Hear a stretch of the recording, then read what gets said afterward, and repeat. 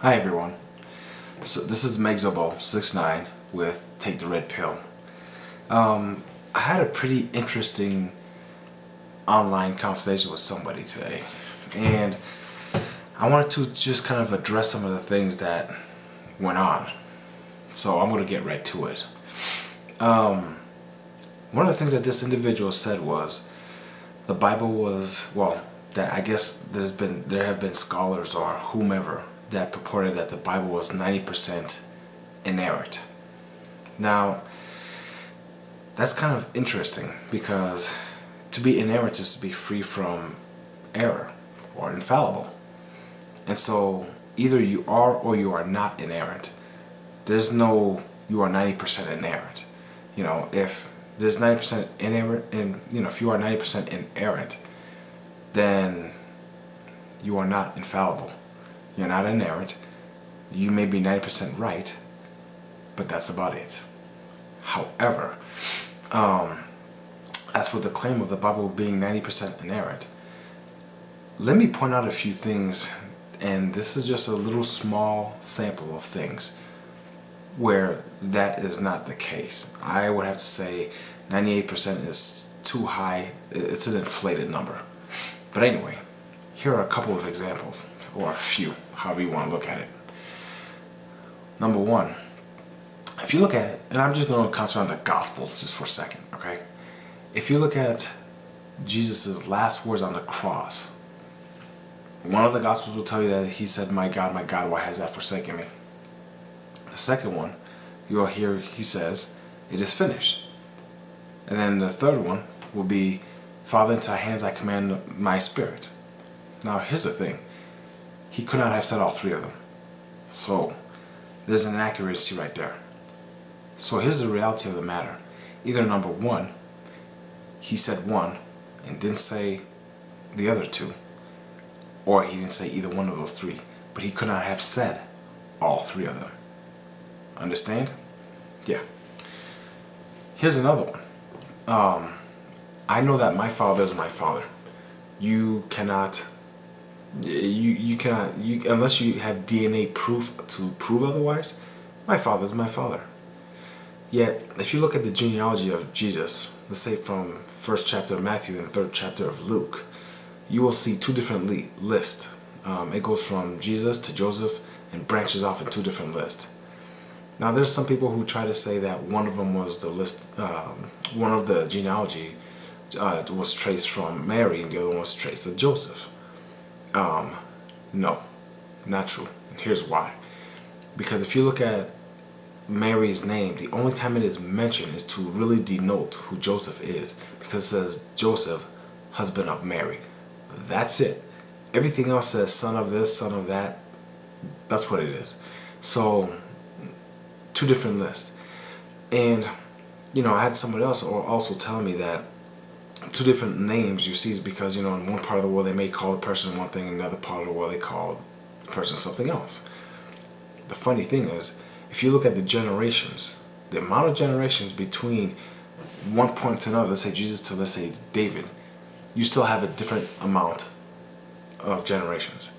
So either way, both of those lists are different from each other. Okay? What is another good example?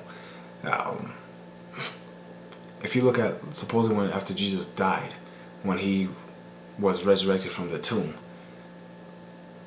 there are different accounts as to exactly who first saw him. And here's another thing also.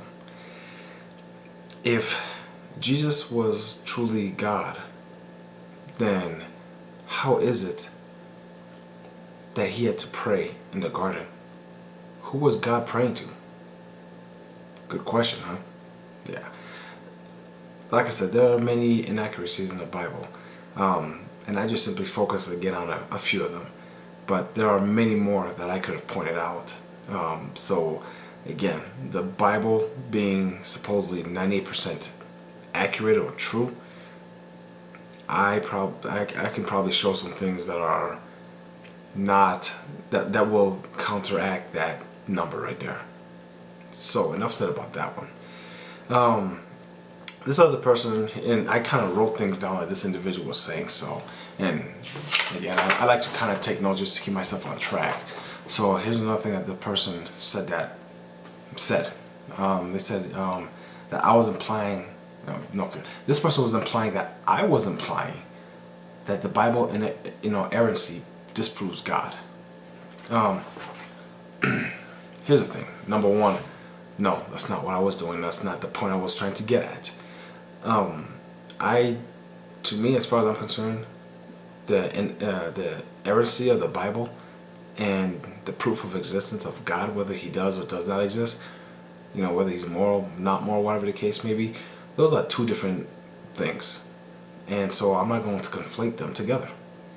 Because the thing is this, there are a lot of, again, inaccuracies in the Bible, but, okay, those are the stories that you're reading. But the fundamental question of, does God exist? Well, where's the proof on that? Again, that's a whole different topic. Now, of course, there is some connection between them, because in the Bible is where, there's a lot of things that talks about God, but then again, the Christian Bible is not the only place where God is spoken about. You see it in many other religions. So, again, how inaccurate the Bible is in the existence of God, they're not perfectly linked, I guess, is the word I'm using. So, no, that's not what I was trying to do. And here's the other one that was really interesting, or as I would say it, actually funny. The individual said that science, well, I'm not going to say verbatim because I don't remember the exact words. I'd have to look it up, and I'm not going to do that. However, he made some type of, how to say it? He made some type of reference to the fact that science proves God, or it proves the magnificence of God. Science, in and of itself, is just a method of finding evidence. It's a method of discovering things. And so, I personally have not seen anything scientifically that proves God exists. And one of the things that he used was the law of thermodynamics. Energy always is, always will be. I'm not getting too specific, but pretty much, things were always were there, and things were not always, things were always there, and that's it. Well, here's the thing. That does not precisely prove God either. I mean, the bottom line is, that seems to be what one, if you look at a list of fallacies, that's what you call an argument of ignorance. And I'm not calling this individual ignorant, but that statement is an argument of ignorance. Just because you do not have the information for something, just because science has not provided evidence on something, that doesn't mean that the answer has got to be a God. The bottom line is that the answer is, we just haven't found out yet. That's the true answer right there. Okay. Somebody sent me something, and I want to kind of use it because it was funny, but I saw some type of correlation to it, and he said, to some people, straw man means you make too much sense, and trolling is because one cannot reconcile the common sense approach with their religious dogmas. Well, that may be so. I mean, this individual was telling me that he was not using the straw man fallacy, but this guy was definitely using the straw man fallacy so many times. He was saying things or alluding to things that I did not say, but making it seem like that's my position. Generally, if I got something to say, I'll be crystal clear about it and say, here's my position, here's what I think. And so it does disturb me a little bit when people say, oh, well, here's what you must be saying. And it's like, well, no. I'm telling you exactly what I'm trying to tell you. If you are misreading or interpreting it incorrectly, ask for clarity. I'll be happy to give it to you. But don't sit there and assume that I'm saying something else just so you can run away with that straw man fallacy. That's a tactic I see used so much. And he was, here's another thing. This individual told me that one of the ways to know how the facts of the Bible and how accurate it is and things of that nature is kind of to use information from apologetics. Well, here's the thing. Let me give you a definition of apologetics. Apologetics is a branch of theology concerned with the defense or proof of Christianity. Now let's examine that for a second. If somebody is concerned with the defense of Christianity and the proof of Christianity, then more likely their mindset is going to be towards Christianity, and everything else to them, as far as they're concerned, is not going to be valid. And so, why would I want to go talk to somebody or grab information from somebody who already believes the same thing that I'm trying to say, hey, wait a minute, there's something wrong with this. That doesn't make sense. I may as well just go talk to a pastor or a priest and say, hey, is this true in the Bible? Well, of course they're going to say it's true. Whether it makes sense or not, of course they're going to say it's true. Why would I sit there and take that approach? I'd much rather speak with somebody from a logical standpoint and say, okay, let's examine this for a second. And because something doesn't make sense here, something's just not right here. I'd much rather speak with somebody that way and have a good conversation, debate, whatever you want to call it, versus talking to somebody who just already has presupposed that everything that they read is correct, or that the belief is that what I believe is true and that's just the end of it. Well, I mean, there's not going to be any logical reason behind that one. That person is going to keep going on with what is it that they believe and try to prove and even come up with maybe even Mickey Mouse stories to substantiate what is it that they believe. That's not going to be a rational discussion in any sense. The other thing that this individual was telling me is how past arguments have gone badly. Well, here's the thing. I mean, he was excuse me, he was talking about atheists, and he was coming up with all these how can I call it? All these examples, pretty much, I guess, of, you know, atheists believe this, or they think this way, or they only come to say this, or whatever the case is. And I guess when I asked, well, what does this have to do with anything, you know, he was turning around and saying, well, I'm just telling you how past arguments have gone. Here's the thing. If you're entering into a new argument or a new discussion with somebody, who really cares how past arguments have gone? I mean, that's like getting into a relationship with somebody and saying, are you going to do this, or you're going to do this, or you're going to do that, because my past relationships, this is exactly what's happened. How do you move forward with something like that? How do you sit there and, you know, advance your line of thinking when you already come up with these presuppositions of this is the way things are? That makes no sense. That's not you cannot, you know, intellectually advance that way. And you know, he said, of course, my intent is to bash relationship. Relationship. Where did I come up with that? He said my intent is to bash religion. No. If I want to bash religion, I'm sure there are plenty of things I could say that just would be outright mean. Not at all. My intent is just to simply find out the rationale behind the way people think, and the rationale behind the way people believe and what they believe. And I usually look at things from a logical, common sense standpoint of view. You know, again, he was talking about, you know, how science proves God and things of that nature. Science does prove a lot of things, and science does explain a lot of things. Again, it does not explain everything, but that doesn't mean that there's a God because of the stuff that we cannot explain. It just means that we don't have the answer yet. And so, you know, it almost seems like the individual went off on a tangent and, you know, could not grasp the reality of the conversation. And finally, he kind of just, I guess, gave up or decided that he didn't want to continue on with the conversation, which is fine. Again, my intent is never to bash religion or to tell somebody you're wrong or you need to change the way what you believe. I really don't care what somebody believes. That's irrelevant to me, honestly. But, well, excuse me, actually let me take it back. I kind of do care what people think, because I also care what I think.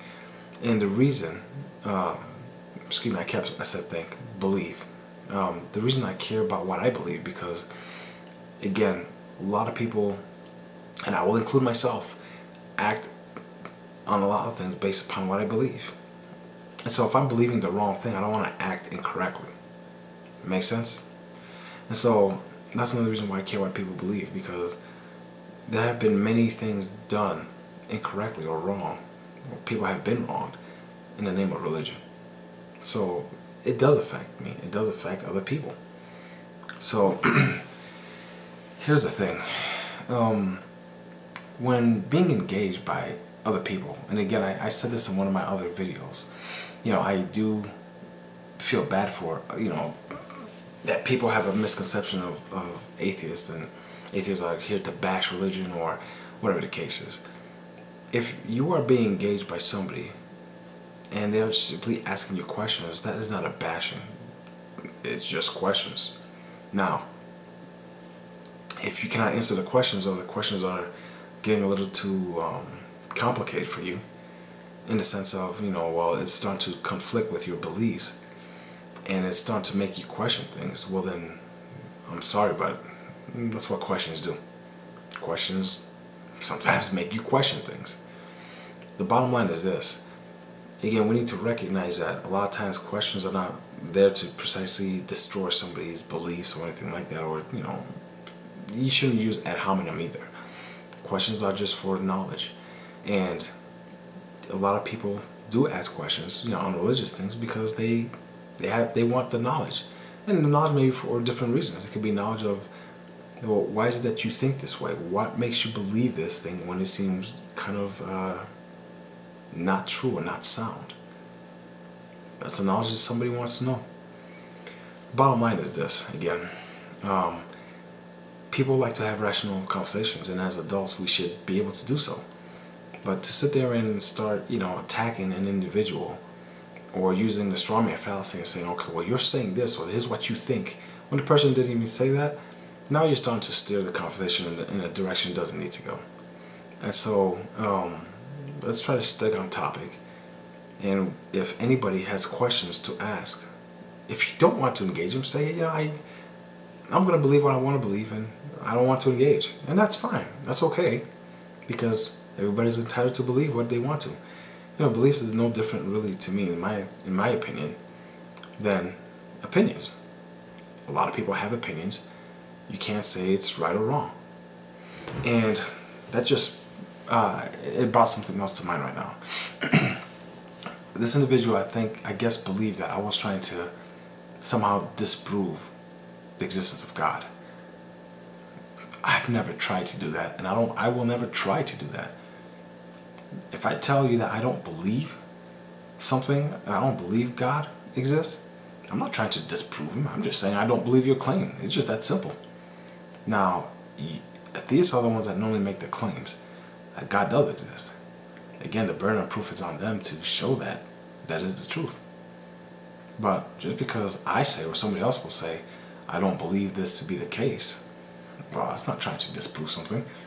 Because if I was trying to disprove that God exists, or if I even claim that God does not exist, now I have a burden of proof to show my evidence of that fact, or of that claim, excuse me. I'm not going to ever do that. But if my position is I don't believe something, then I don't believe it, and I don't have to prove why is it that I don't believe it, nor do I have to prove the non-existent of what is it I don't believe. That doesn't make sense. So anyway, hopefully that was something that people are going to think about and say, maybe they need to change their way of thinking. Not in the sense of religion, but in the sense of how I come across other people, or how I sit there and present my points. This is Megzabo69 with Take the Red Pill. Until next time, have a good night.